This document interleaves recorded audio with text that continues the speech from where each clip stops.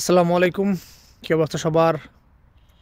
তো আজকে যে ভিডিওটা নিয়ে আসলাম, অনেকে রিকোয়েস্ট করছেন আসলে যে আমি রোমানিয়া থেকে ইতালি আসছি, কিভাবে আসছি, কার মাধ্যমে আসছি, কোন এজেন্সির মাধ্যমে আসছি, কত টাকা লাগছে এই বিষয়ে।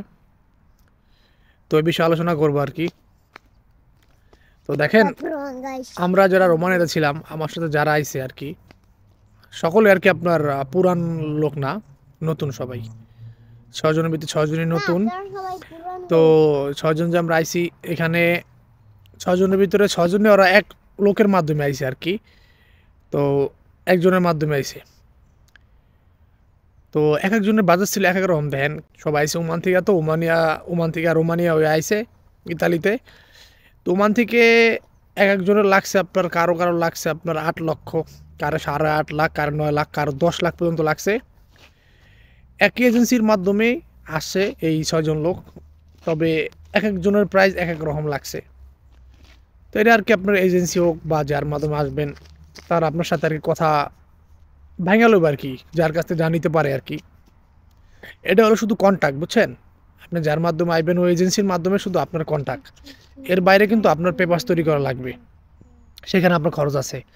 যেমন ধরেন, আপনি যদি ওমান থেকে একটা পুলিশ ক্লিয়ারেন্স করেন, সেখানে আপনার পুলিশ ক্লিয়ারেন্স করার জন্য আপনার লাগতে পারে কত, 21 রিয়াল। কোনো কোনো ক্ষেত্রে বেশিও লাগে। ধরেন ওমান থেকে 21 রিয়াল লাগলো পুলিশ ক্লিয়ারেন্স। তারপরে ধরেন আপনি, আপনার আর বাপের এনওসি পেপার লাগবে। এখন আর বাপে অনেক সময় এনওসি পেপার দেয় না, সেক্ষেত্রে এনওসি পেপার বানান যায়। তো আপনি যদি এনওসি পেপার বানানো কারোর মাধ্যমে, সেখানে আপনার 30 রিয়ালের মতো যাবে, 25-30 রিয়াল চলে যাবে। এখন গেল আপনার দুইটা ডকুমেন্টস। তারপরে আপনার তৈরি করতে হবে ব্যাঙ্ক স্টেটমেন্ট। ব্যাঙ্ক স্টেটমেন্ট আপনার বের করার জন্য ব্যাংকে আপনার কমসে কম 1 রিয়াল বা 2 রিয়ালের মতো ফি লাগে। আর আরেকটা বিষয় হচ্ছে, আপনি যদি আপনি মাসকাটা থাকেন, কারণ জানেন আপনারা যে আপনার ট্যাক্স পেপার অথবা আপনার পুলিশ ক্লিয়ারেন্স কিন্তু অ্যাটাস্টেশন করা লাগে, সত্যায়িত করতে কিন্তু এটা আপনার মাসকাটা যাওয়া লাগে, ক্রোম আর রিসিল থেকে এগুলো করানো লাগে। এখন যদি আপনি মাসকাটা থাকেন, সেক্ষেত্রে আপনার এখানে যাইতে খরচ কম লাগে, যাওয়া খরচ আর কি। এখন যদি আপনি মাসকাটা না থাকেন, আপনি যদি মনে করেন আপনি ওই মাসকাটের দূরবর্তী এলাকাতে থাকেন, সেক্ষেত্রে কিন্তু আপনার কী হবে, আপনার যাতায়াত খরচ কিন্তু অনেক পড়ে যাবে।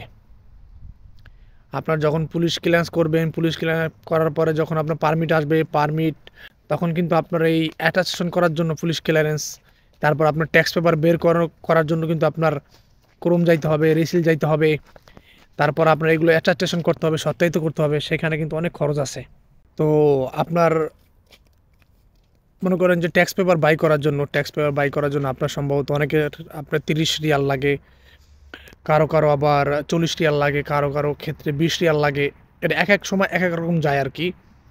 তো যখন আপনার ট্যাক্স পেপারটা বাইর করবেন, ওই ট্যাক্স পেপারটা আবার সত্যায়িত করতে হইব, অ্যাটাস্টেশন করতে হইব। এটা করতে যাইতে হইব আপনার আপনার আবার ট্যাক্স ইয়া অফিসে, এটা ক্রমে যাইতে হইব আর কি, অথবা রিসিলে যাইতে হইব। এই দুই জায়গায় আপনার খুব দৌড়াদৌড়ি করতে হইব আর কি। ঠিক আছে? তো ওইখানে যাওয়ার পর আবার আপনার আপনার পুলিশ ক্লিয়ারেন্স, তারপর আপনার ট্যাক্স পেপার যে বাই করছেন, ওইটারে অ্যাটাস্টেশন করতে হইব, সত্যায়িত করতে হইব। এটা করতে গেলে আপনার সেখানে আবার আপনার এক একটা ফাইল 30 রিয়াল লাগতে পারে, 40 রিয়ালও লাগতে পারে। তো এখানে আপনার আবার খরচ আছে। এখন আপনার যাতায়াতের আবার খরচ আছে। এখন পুলিশ ক্লিয়ারেন্স করলেন, এখন এক পুলিশ ক্লিয়ারেন্সের মধ্যে যদি আপনার হয়ে যায়, যেমন অনেক সময় পারমিট আসলে রোমানিয়া যাইতে যাইতে, ভিসা হইতে হইতে দুইবার পুলিশ ক্লিয়ারেন্স করা লাগে, সেক্ষেত্রে আপনার আবার আপনার খরচ, এখানে একটা খরচ আছে। তো এবারে যে আপনার আরও খরচ বাড়ায় ধরে রাখতে হইব। এখন এজেন্সির বিষয় হলো, এক একজন ওমান থেকে রোমানিয়া 8 লাখে আসতেছে, কেউ কেউ আবার আপনার 10 লাখে আসতেছে, কেউ 9.5 লাখ, কেউ 9 লাখ আসতেছে। ওরা আর কি ডিপেন্ড করে এজেন্সির উপরে, আপনি কীভাবে কথা বলবেন, এজেন্সির সাথে কীভাবে কথা ভাঙিয়ে নেবেন, সর্বোপরি আর কি আপনার আর এজেন্সির বিষয়। এ হচ্ছে বিষয়। তো আমার সাথে যারা আইছে, এরা বেশিরভাগই আপনার ওমান থেকে রোমানিয়া আইছে, রোমানিয়া থেকে আপনার ডাইরেক্ট ইতালি ঢুকছে। এখন এই হইলো ওমান থেকে রোমানিয়া ঢোকার প্রসেস, খরচ, এই আর কি। তো আপনার এজেন্সির সাথে আপনার যেই কন্ট্যাক্ট হোক না কেন, আপনারও অ্যাভারেজ কাগজপাতি, আপনার দৌড়াদৌড়ি যাতায়াতের জন্য আপনার আরও 60 থেকে 70 হাজার টাকা আপনার একটা ধরে রাখতে হবে। তারপরে যদি আপনি রোমানিয়া আসেন, কোম্পানি ভালো হইতে পারে, খারাপ হইতে পারে, এটা আপনার গ্যারান্টি নাই। তো সেক্ষেত্রে আপনার কী করতে হবে, আপনার সাথে আরও কিছু টাকা নিয়ে আসতে হবে। বাংলাদেশি টাকায় 1,80,000-90,000 টাকা নিয়ে এলে আপনার ভালো। কোম্পানি খারাপ হলে দেখা গেল যে আপনার খরচাপাতি আপনি নিজে চালায় নিলেন। আর যদি কোম্পানি খারাপ না হয়, ভালো হয়, তাহলে তো টাকাগুলো আপনার কাছে থেকে গেলো, সমস্যা নাই। এখন কথা হচ্ছে আপনার আবার রোমানিয়া থেকে ইতালি ঢুকতে গেলে আপনার কীরকম খরচ পড়বে। আপনি যদি বিমান আসেন সেক্ষেত্রে আপনি তাহলে টিকিট পড়তে পারে আপনার 80 থেকে 90 ইউরো। ঠিক আছে, 80 থেকে 90 ইউরো পড়তে পারে রোমানিয়া থেকে ইতালি ঢোকার জন্য। এটা হচ্ছে আপনার বিমানে। আর যদি আপনি মনে করেন আপনি বাসে ঢুকবেন, সেক্ষেত্রে আপনার টিকিট পড়তে পারে কত, 150 ইউরো পড়তে পারে, অথবা এর থেকে কম বেশি পড়তে পারে আর কি। ফ্লিক্স বাস আছে, রোমানিয়া থেকে আসতে পারবেন সরাসরি ইতালি।